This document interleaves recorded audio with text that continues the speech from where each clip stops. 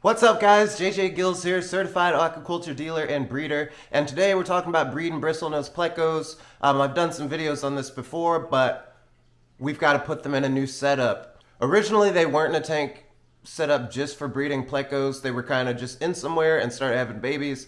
So we've got to get them in their own setup, and we're going to talk about what that's going to look like. And we've also got a few other updates from the fish room. So first off, I've got some good news and I've got some bad news. Now, I'm wanting to give the bad news first. Let's get it out of the way. About a week ago, I posted a video that said one of my angelfish was sick, the one that I was breeding, and I couldn't hatch the eggs. We couldn't get the eggs hatched.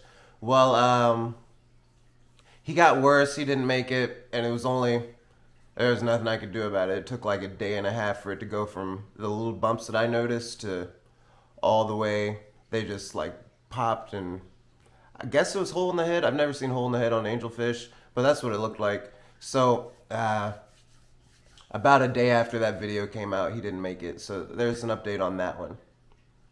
But here's the good news. You guys might remember I had these electric blue acara in this tank lay some eggs, and I grew the eggs out, and I haven't talked about them in weeks since they were like little fry. Well, they're all grown up, so let's go check in on those. And there they are. Those electric blues look so great. And a lot of fish don't get their colors until they're more mature. Like African cichlids don't really color up until they're like almost adults. These electric blues look electric blue right away. They look so nice. And they've gotten to a size where I've been able to sell most of them. I've sold a couple dozen, and the rest of them I'll probably keep. And some of them are almost big enough to put back with mom and the big tank. Actually, I did have one that grew faster than the others, so it's in the big tank now. So there's my electric blues. I think the smallest one is in the back there. But they're doing great. Haven't had an update on that in a while. And I'm excited to have a little family reunion. Glad they're starting to be big enough to all be in the same tank again. So that's a little housekeeping out of the way. We got to check in with some fish that I know you guys haven't seen in a while. So now let's talk about these plecos. I've had one pair of bristlenose plecos that have been breeding for about a year now. We've had a handful of batches, and I've grown some out and spread them out in other tanks. And I've sold some over the past few months. And it's going pretty well, but the tank they're in isn't a good fit for them. So let's go check it out and see if we can get them out of there and into their own setup.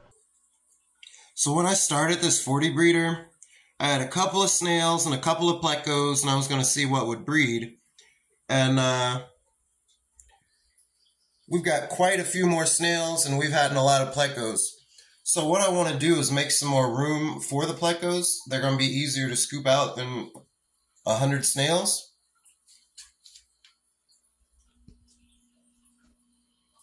So I'm going to have to get my female there and my male somewhere. That little guy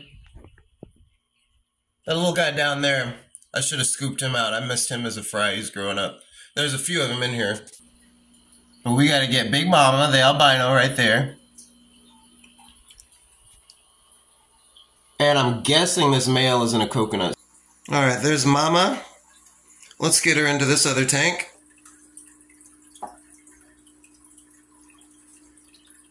You gonna come out, Mama?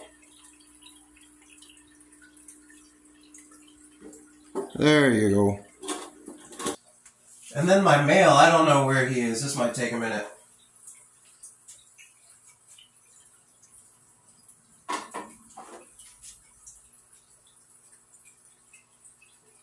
Nope, just snails under there.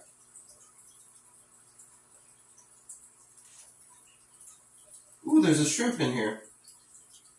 Wonder how that guy got in there. Okay, let's check this one.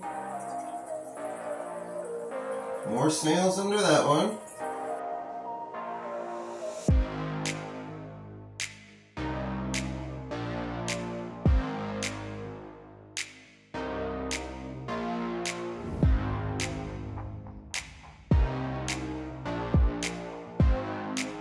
The next day. So it's the next day. I had to let the dust settle in that tank. I stirred up so much mold, I'm looking for him, but we should be able to find him today. Also, this rack that we started a while ago, and I've got my guppies and shrimp on it, we're gonna be finishing this very soon. So we've got to escape this 20-gallon, and then I've got one more row of tanks. But I'm not gonna tell you too much about that. That'll probably be the next video. So make sure you're subscribed for that. Okay, let's get the hoodie off. Might have to get my arms wet. Might have to get my hands dirty. Okay, where is he today? Can he just be easy to find? Bro, I have had such a hard time trying to find this guy. I finally found him, so I'm gonna scoop him like as fast as I can before I lose him again. Where's my net? Great, I don't know where my net is. Psych, it's right here, I found it.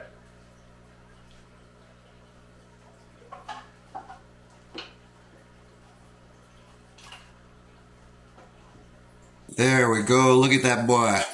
Alright, we're gonna get you with your girlfriend, fella. Alright, you guys see her in there? She's found that cave back there, she's chilling. That's just her little albino tail.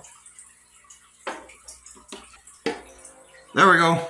So we got one natural cave there, and my male is in there. I don't know if you guys can see him. And then I went ahead and put the coconut cave back the way it was in the other tank, so if they breed in there, we'll be able to see it. Albino mama really hasn't taken to the caves now that she's gotten comfortable. Yeah, my male is all the way in the back of that cave, and he's been there for a while. You can see he's dug way down into the sand there. And I wouldn't always do sand in a breeding tank because it's harder to clean. But we were already set up. And that's pretty much it. If you want to breed these smaller plecos, bristlenose, a couple of caves, and the right pairings, and eventually you have some success. So that's it. Happy to have those guys in a tank of their own. It was just getting too hard to keep track of what's going on in that 40 breeder. I actually might completely change everything in that tank and maybe turn it into a cichlid tank or something. So make sure you're subscribed to see what happens with that. But I'm hoping that now that I can see what's going on and it's just them, they'll be able to kind of have some more personal time and focus on each other, if you know what I mean. So I think I might start having more regular yields, and maybe we get like a monthly spawn, because I just had a few this year. It was like, you know, every month or 2 or 3. And then there were a couple I completely missed because they didn't do it in the cave in the front. They did it somewhere in the back. So now I have a bunch of little itty bitty babies in there that I won't ever be able to scoop until I just empty out that whole tank. So I think we're gonna have a lot more success breeding plecos with more regularity in this one, and I'm pretty excited about that. So I think that's it for this one. Thanks so much for watching. Don't forget to hit that subscribe button if you haven't already, and I'll see you in the next one.